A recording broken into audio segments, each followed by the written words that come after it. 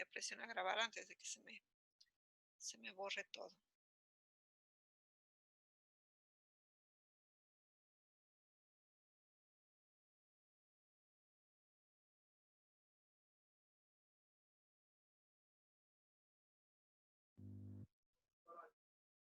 Vamos a compartir pantalla y terminar con el método inductivo. Entonces, estábamos en el método deductivo, que es de un pedacito, de una idea que yo tengo, de un principio, de una ley, de algo que yo sé que está sucediendo, voy a ir hacia afuera.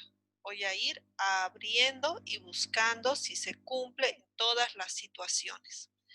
Ese es el método deductivo, también llamado método cualitativo. Para yo poder lograr alcanzar esto, normalmente voy a utilizar como instrumento a la entrevista. Es decir, voy a tener que entrevistarme con varias personas, voy a tener que hablar con diferentes autoridades o representantes, voy a tener que buscar literatura, etcétera, ¿no? Por lo general, este método deductivo va a ser aplicado en ciencias sociales, por ejemplo, la psicología, por ejemplo, el derecho, ¿no? El derecho utiliza mucho el método deductivo porque a través de un principio o una ley que yo voy a formular, por ejemplo, la ley del derecho al aborto que se ha formalizado, se ha tratado de legalizar. Entonces, a partir de ese principio ley, yo voy a ver en todas las situaciones en las cuales se puede aplicar esa ley, ¿no? Tal vez no sea para todas las situaciones, sino para situaciones específicas.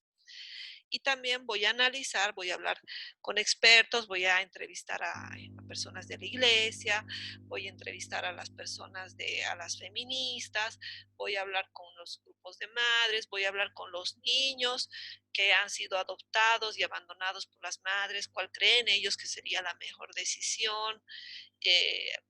Voy a obviamente entrevistar a las personas que hayan abortado para preguntar e inducir cuáles han sido los motivos que les han llevado a esa situación y si ellas se sienten satisfechas o tranquilas con lo que hicieron o si realmente la experiencia no es lo suficientemente buena como para que se justifique, ¿no? Entonces, ese método deductivo trata de hacer eso. En medicina lo aplicamos normalmente cuando trabajamos casos de psiquiatría, cuando queremos ver factores de riesgo, cuando queremos trabajar con un nuevo mecanismo, tal vez queremos mejorar el servicio de atención al cliente, entonces tenemos que preguntarle si se siente satisfecho, si le gustaría que cambiemos alguna cosa. Se ha aplicado, por ejemplo, para ver los partos, adaptar, por ejemplo, en la clínica una sala de partos que no sea en la posición tradicional, sino sea como de forma natural se hacía, de cuclillas o en un lugar con agua, ¿no? Para evitar el trauma. Entonces, ahí yo puedo aplicar este método deductivo. Para todo lo demás, yo debería aplicar el método inductivo y vamos a permitirle, perdón, se me olvidó que siguen entrando. Vamos a permitirles a ustedes el ir leyendo de qué se trata este método inductivo.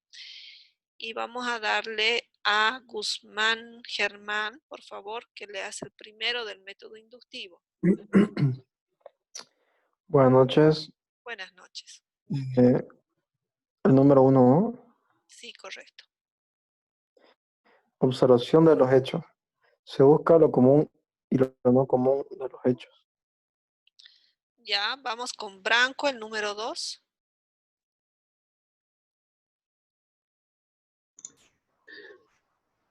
Análisis de los hechos. Se establece definiciones claras de cada uno de estos hechos. Perfecto. Vamos con Ana Caroline, el número 3.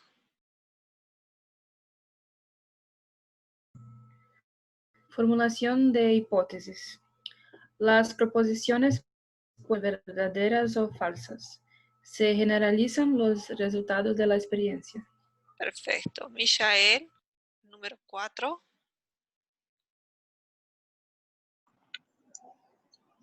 Eh,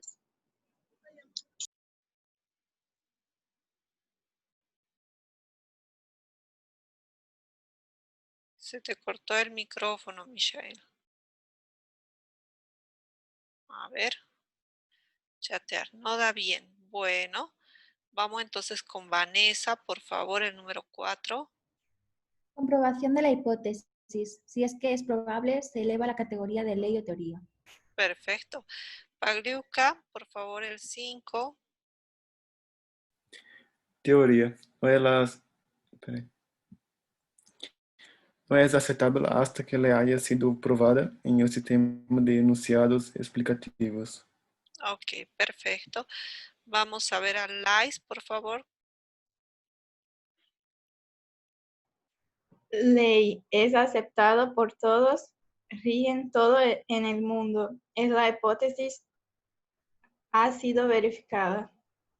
Ok, muchas gracias. Entonces, aquí nos está diciendo que el método inductivo, también llamado cuantitativo, lo que va a hacer es anotar una serie de hechos y su repetición para buscar qué es lo que tienen en común. Aquí yo voy a observar el panorama en general y voy a buscar una explicación en el centro. El método inductivo va hacia adentro, es inductivo hacia adentro, deductivo out, hacia afuera, ¿ya? Entonces, a través de la observación del contexto, yo lo que quiero es analizar estos hechos y preguntarme qué es lo que está sucediendo con todas estas cosas para que suceda o se manifieste aquello que yo estoy observando.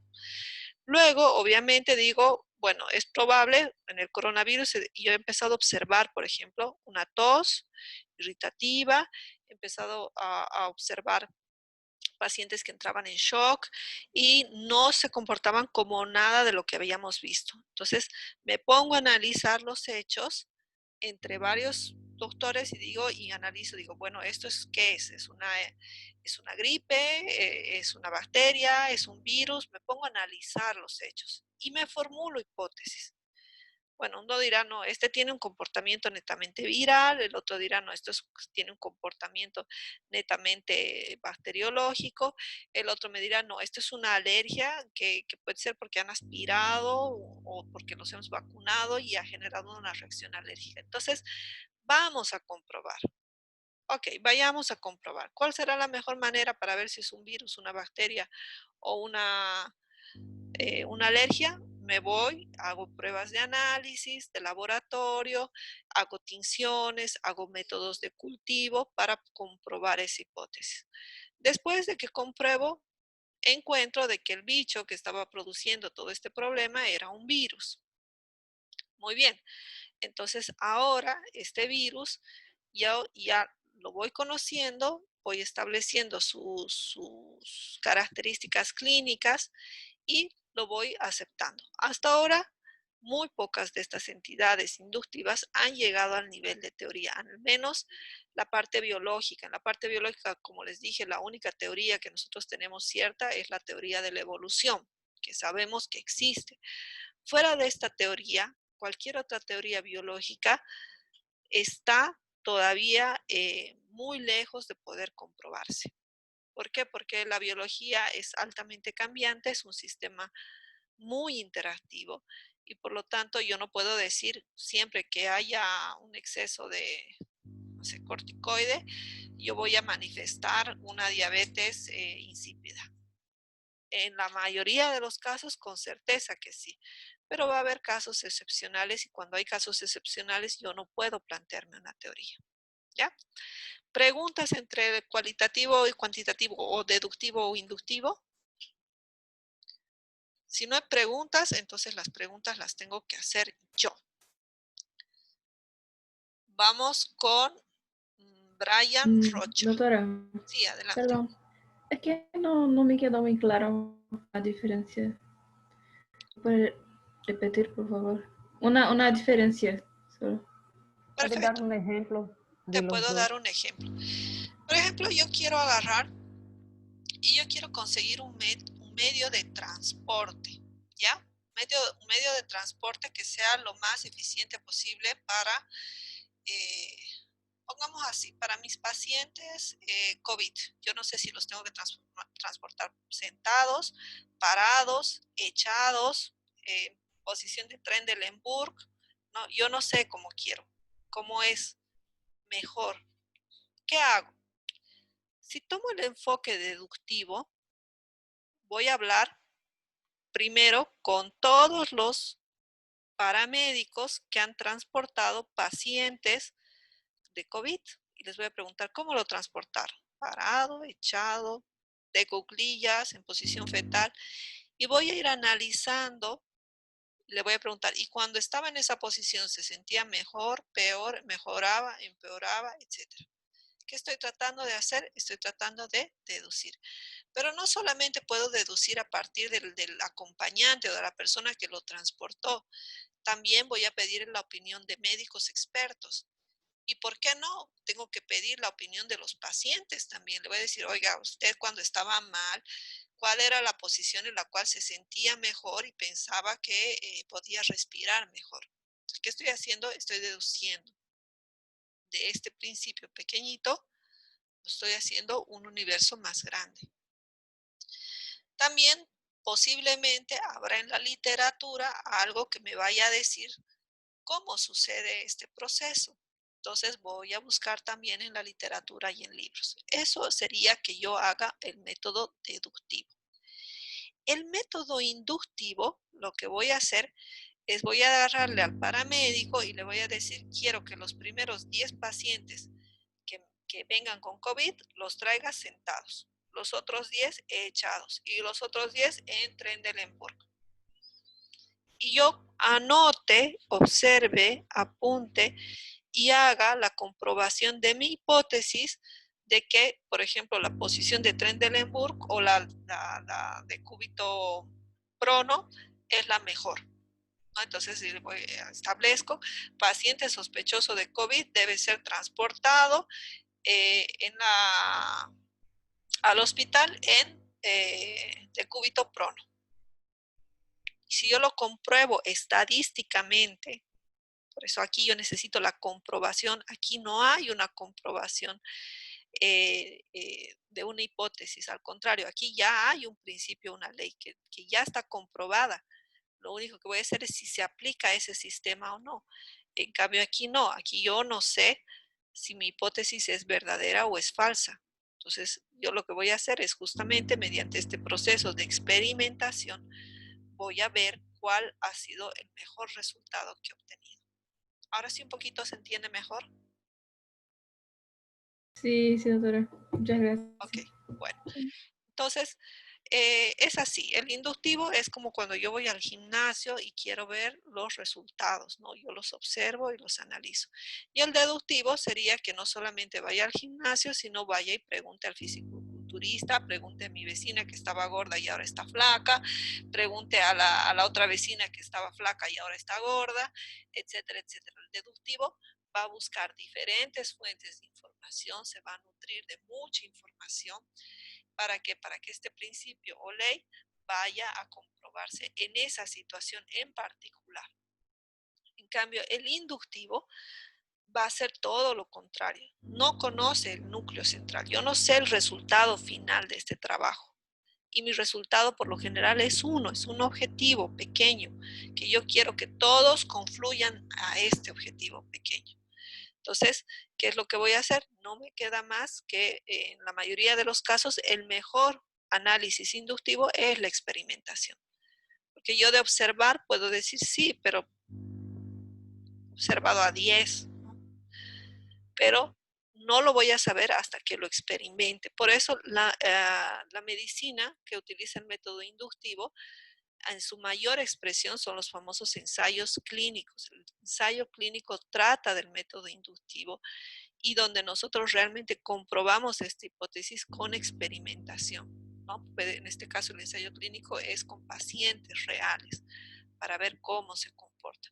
Y los ensayos clínicos pueden ser hechos con 10, con 100, con 20, con 500, con 1000, con 10,000, con 100,000 personas.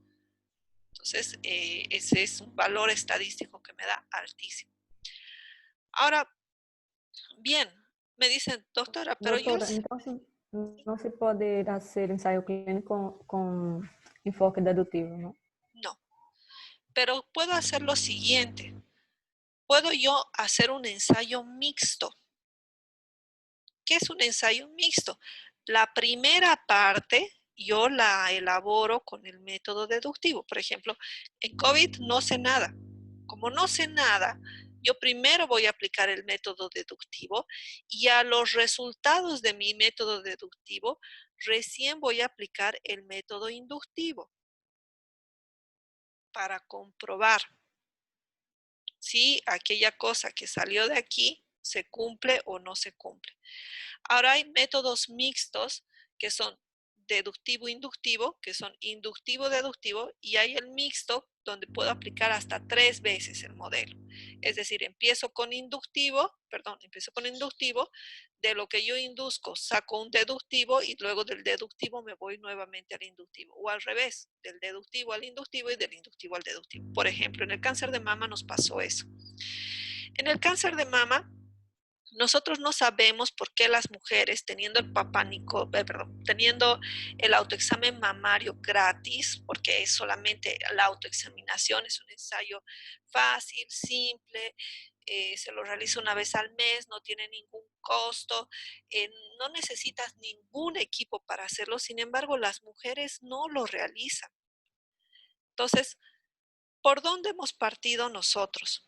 Hemos partido por un enfoque deductivo. Se les ha pedido a los estudiantes que hagan una revisión bibliográfica para saber, de acuerdo a la literatura científica, cuáles son los principales problemas que dice la población que no hace esta técnica, ¿no? O sea, algunas salieron ahí por desconocimiento, las otras porque eran tímidas, las otras porque su pareja las cuestionaba, las otras decían que no sé, que no tenían tiempo, etcétera. Salieron un montón de cosas. De una pequeñita cosita que yo tenía, que era por qué no se hicieron el autoexamen mamario, salieron 30 o 40 cuestionantes o respuestas. Con todas esas respuestas que nosotros hemos encontrado en el método deductivo, hemos diseñado nuestro formulario y ese formulario, espérame un segundito, espérame un minutito, por favor.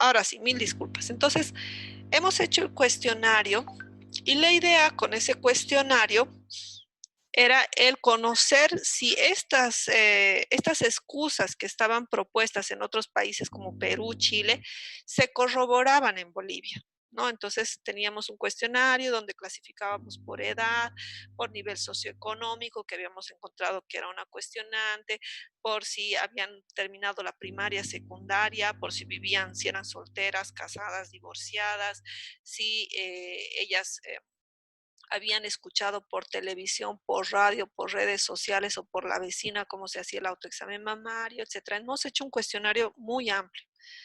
La idea era que una vez que nosotros terminemos con este método inductivo, volvamos al método deductivo para diseñar un proyecto o un programa que podría haber sido, de acuerdo a lo que nos saliera acá, podrían haber sido una serie de flashcards que podríamos haber mandado por redes sociales, por Facebook, o podríamos haber ido a la televisión a hacer campañas, o por ahí nuestra campaña que siempre hacíamos en Unifrance, que era poner en la Bush y Segundo Anillo nuestros carteles, nuestros globos rosados y pasar boletines y parar a la gente para explicar, etcétera. Entonces ahí nos hubiéramos dado cuenta nosotros cuál sería el método más efectivo. Sin embargo, ya saben ustedes, no hemos podido completar.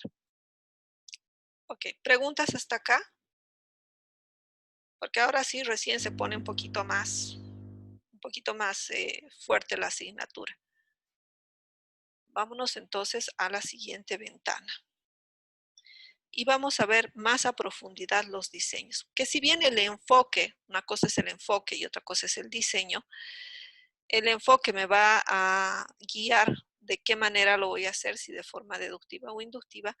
Aparte, yo tengo diferentes tipos de diseños de estudio, ¿ya? Este diseño de estudio me va a decir mediante qué procedimiento, en qué forma, en qué temporalidad lo voy a realizar. Para no hacérselos pesado, lo vamos a poner así. Voy a dar yo un ejemplo y voy a pedirles a ustedes que me den también un ejemplo, ¿ya? El primer tipo de estudio, este es solamente una clasificación de 4, hay aparte de estos muchos más, pero estos son los 4 principales con los cuales se van a topar siempre. Es de acuerdo a la finalidad del estudio. O sea, ¿cuál es mi fin? ¿A qué quiero llegar? Hay el enfoque, la finalidad analítica y la descriptiva. La descriptiva me va a decir cómo sucedió. La analítica me va a decir por qué sucedió. Por ejemplo, si yo quiero hacer un estudio descriptivo, puedo solamente describir la epidemiología del dengue en Santa Cruz. Y voy a decir cómo es el dengue en Santa Cruz, ¿no es cierto? Así aumenta en enero, disminuye en febrero, se relaciona con las épocas de lluvia, etc. Voy a describir cuántos hay, cuántos había. En cambio, en el analítico, yo voy a explicar los motivos por los cuales esas incidencias suben o bajan. Y voy a analizar por qué es más frecuente en personas del campo que en las de la ciudad, o por qué es más frecuente encontrar, no sé, inmunidad en pacientes que ya hayan sufrido otra patología, o si los vacunados contra la fiebre amarilla también generan inmunidad, ¿me entienden? Entonces, el analítico me está diciendo cómo se realiza y el descriptivo me está diciendo en realidad cómo se comporta y por qué se comporta de esa manera. A ver, vamos a pedirle un ejemplo a Tainan. Un ejemplo de analítico versus descriptivo.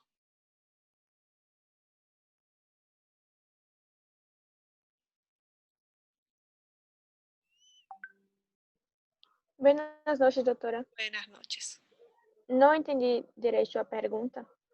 Ya, quiero que me des un ejemplo de un trabajo analítico y de un trabajo descriptivo. El mismo trabajo descriptivo y analítico. ¿Cómo sería en descriptivo y cómo sería en analítico?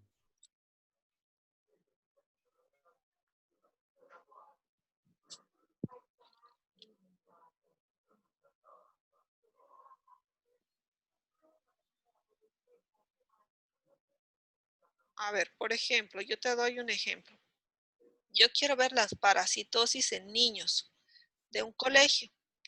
Si yo opto por el método descriptivo, lo único que voy a decir, 10% de los niños tuvieron, no sé, amebas. El 30% tuvieron gusanos. Y el 10% no presentó ninguno. Eso es un descriptivo. Y en el analítico, yo voy a decir, estos niños que presentaron un parásito normalmente están asociados a procesos de desnutrición. El 10% de los que presentaron amebas no se lavaban las manos, por lo tanto creemos que el lavado de manos influyó en parte de las amebas. E o analítico é uma análise, doutora? Sí, me va a explicar el por qué está sucediendo eso. Ahora trata tú de darme un ejemplo dentro del área de la salud, preferiblemente, pero si no, salte a otro ejemplo.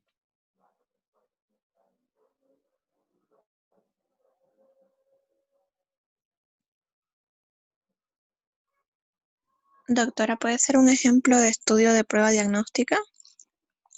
Um estudo de uma doença em niños. Sí, puede ser también. Pero ¿cómo sería dentro del enfoque descriptivo y uno analítico? A ver, Tainan, si puedes, o si no, ¿quién me Indira, si me diste tu ejemplo, tu prueba diagnóstica, cómo sería descriptivo y cómo sería analítico?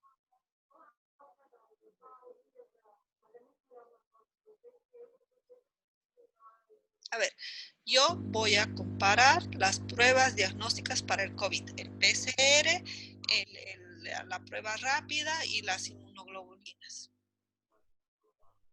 ¿Cómo sería descriptivo?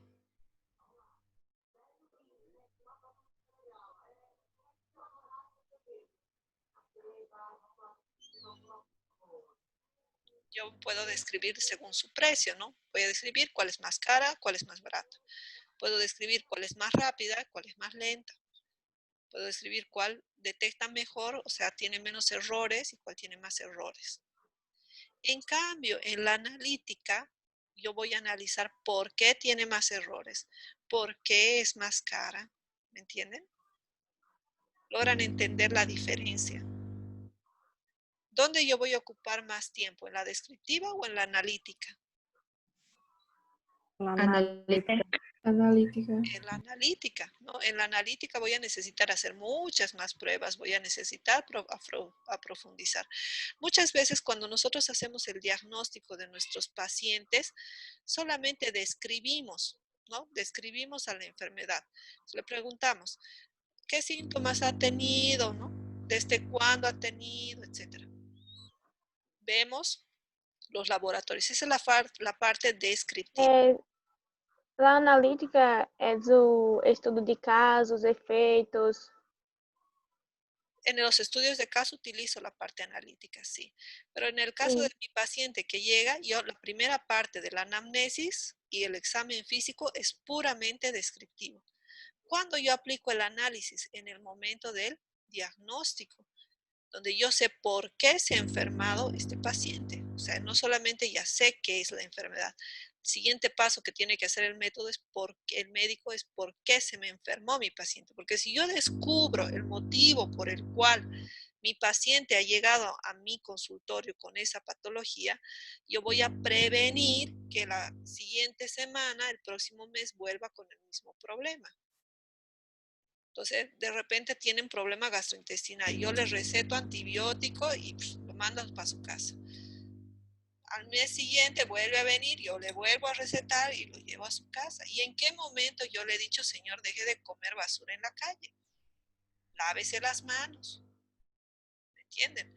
Es importantísimo para el médico analizar el motivo por el cual, no, pero es que puede haber venido por muchas cosas.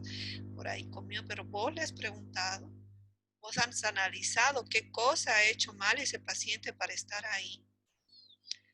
Y después nos preguntamos, ¿y por qué será que los pacientes se automedican? Por esto, porque nosotros no le decimos como médicos, ¿sabe qué? Esto es lo que está haciendo usted mal. Cuando nosotros tenemos el paciente crónico, ahí sí le tenemos que decir por qué está mal. Porque como es crónico, lo vamos a ver todo el tiempo. Pero ¿y qué cuando el paciente no es un paciente crónico? También tengo que decirle qué cosa ha hecho mal. No es que usted duerme con la ventana abierta dándole el aire acondicionado a la espalda. Entonces, ¿cómo piensa que no va a tener una neumonía? No lo haga. Busque otra opción. El ventilador, ¿no? El ventilador tampoco es otra opción. Báñese, pierda peso porque la grasa corporal genera un calor térmico, ¿no? Entonces, eso tenemos que nosotros analizar. Vamos con la secuencia temporal. En la secuencia temporal, como su nombre lo dice, me va a decir en qué tiempo lo estoy haciendo. Y tenemos dos formas, uno que es transversal y otro que es longitudinal. ¿A qué me refiero con transversal? Ustedes saben cómo es el corte transversal en anatomía, ¿no es cierto? ¿Qué pasa si lo corto transversalmente? Voy a tener dos extremos. ¿Cuáles son esos dos extremos? Le vamos a preguntar a Madeleine. Haces el corte transversal a tu paciente. ¿Y qué porciones vas a tener? Eso lo han visto el semestre pasado en anatomía. Superior, inferior. Una superior y una inferior. Muy bien, ese es Inferior. un corte transversal, ¿no? Lo corto a la mitad. Lo mismo voy a hacer con el tiempo. Lo voy a cortar transversalmente. De tal manera que voy a tener un solo tiempo. Yo puedo hacer un análisis, ay Dios mío, el tiempo es el peor de nuestros enemigos. Yo puedo hacer un análisis del VIH durante todo el 2020. Es transversal porque estoy tomando todo el 2020, no lo estoy separando en pedacitos chiquititos. Pero por ahí yo voy a hacer el análisis, por ejemplo, del dengue por cada semana y voy a comparar entre las distintas semanas epidemiológicas. ¿Ahí qué estoy haciendo? Estoy haciendo un corte longitudinal porque a lo largo de ese tiempo yo voy a tener distintos cortes transversales. Ese corte transversal, para que me entiendan, es lo que hace un tomógrafo.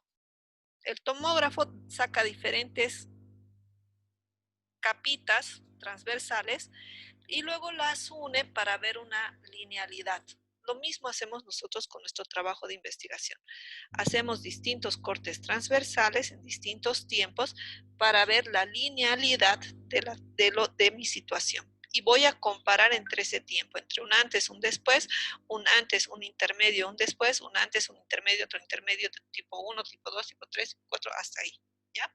Entonces tengan que considerar eso. Cuando hablamos de secuencia temporal, yo voy a ir monitoreando, longitudinalmente voy a ir monitoreando a mi paciente. Y cuando es transversal, solamente voy a ver en un solo tiempo. Por ejemplo, yo quiero ver en los enfermos con cáncer de cuello uterino. Si mi análisis es transversal, solamente voy a analizar los que actualmente están con cáncer de cuello uterino o que el 2010 tuvieron cáncer de cuello uterino, nada más. Pero si yo voy a hacer longitudinal, yo voy a comparar cómo ha ido aumentando o reduciendo el cáncer de cuello uterino desde el 2010, 2011, 2012, 2013 hasta el 2020. Estoy haciendo varios cortecitos hasta llegar a mi punto final. Y para ver si han entendido, por favor, Lais, dame un ejemplo de secuencia temporal transversal y longitudinal.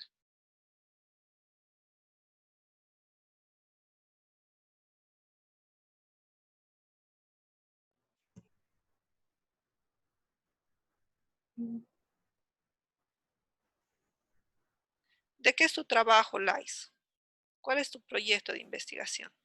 Sobre la dengue, doctora. Sobre el dengue, ya. A ver, según lo que he dicho, ¿tú crees que es transversal o longitudinal? Creo que es longitudinal. ¿Por qué? Porque hay estaciones que hay más picos y otras que son más bajas. Ya, eso quiere decir que tú vas a medir el dengue en diferentes espacios de tiempo, ¿no es cierto? Vas a medir por meses o por semanas. Sí. Entonces es longitudinal. Transversal sería que vieras todos los casos en el año y listo. Solamente tienes un numerito, nada más. ¿Ahora se entendió? Sí, dígame que sí, por favor.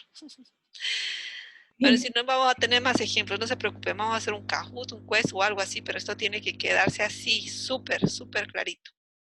Les voy a hacer un ejemplo después ya. Pero no nos queda ya mucho tiempo, así que avancemos. Este es el más fácil, la cronología de los hechos. Yo me tengo que preguntar, ¿cuándo sucedieron estos hechos? Prospectivo, ¿están por suceder? O retrospectivo, ya sucedieron. ¿Ya? A ver, vamos a ver un ejemplito. Guillerme, ¿me puedes dar un ejemplo de prospectivo y retrospectivo?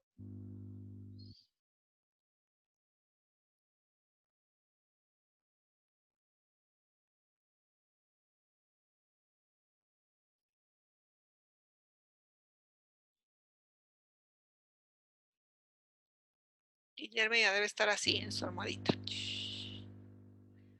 Ojo que los que no están contestando no tienen derecho a tener el total de su asistencia. Vamos con María Yo José. vi, doctora. Fala, menino, entonces. Háblanos de prospectivo y retrospectivo, un ejemplito.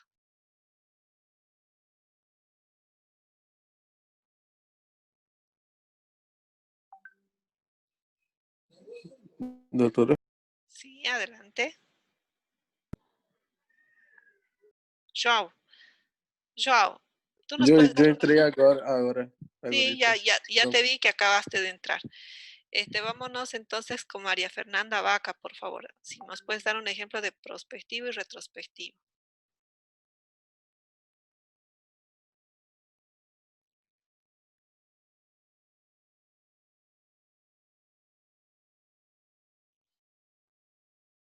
A ver, se los voy a dejar así. Hay un grupo de investigadores que ha querido analizar cuál fue el tipo sanguíneo de las momias de Atacama. ¿Creen que es prospectivo o retrospectivo? Retrospectivo. Retrospectivo. Obvio, ¿no? Pero si yo quiero probar si el dióxido de cloro es bueno para el COVID y voy a hacer un ensayo clínico, ¿mis datos van a ser prospectivos o retrospectivos? Prospectivo. Prospectivos, ahí está, ¿no? La pregunta es, ¿cuándo va a suceder? ¿Atrás? ¿Sucedió atrás o sucedió o va a suceder recién? Y por último, la asignación de los factores, que es el experimental y el observacional. Aquí yo me pregunto, ¿quién está seleccionando las condiciones? Experimental, yo selecciono las condiciones. Yo sé cuánto de dióxido de cloro le voy a dar, yo sé qué voy a medir, cada cuánto voy a medir, qué alimentación y qué dieta va a tener ese paciente, qué edades voy a escoger, etc. Yo estoy experimentando. Observacional, no, solamente estoy viendo algo que puede suceder o ya ha sucedido. El experimental siempre, siempre, siempre va a ser prospectivo. No hay experimental retrospectivo. Porque yo no puedo modificar los factores del pasado. Yo solamente puedo modificar los factores que van a suceder en un futuro. De tal manera que yo puedo tener un trabajo que sea analítico, transversal, prospectivo, experimental. O pueda tener un estudio observacional, longitudinal, descriptivo, retrospectivo. ¿Se entiende? Entonces, no son mutuamente excluyentes. El único que se excluye a sí mismo es el experimental con el retrospectivo. No puede haber experimental retrospectivo. Pero después puedo combinar todos estos dentro de un mismo proyecto. Y como ya se nos está yendo el tiempo, entonces... Doutora, Sí, adelante. entonces, todo experimental tiene que ter uma observação, não? Tiene que complementa o outro, não? No, el experimental hace referencia a quién maneja los factores. Yo no puedo tener un experimental observacional. O es experimental o es observacional. O tengo un estudio de varias fases. Como hemos visto, el inductivo-deductivo, puedo tener una fase observacional, por ejemplo, deductiva, y una experimental inductiva. Entonces, si es un trabajo por fases, cada fase va a tener su clasificación en una de estas 4 categorías. Pero si no fuera así, yo no puedo hacer un trabajo que sea retrospectivo y prospectivo a la vez. O que sea transversal y longitudinal a la vez. No, o es transversal o es longitudinal. O es analítico o es descriptivo.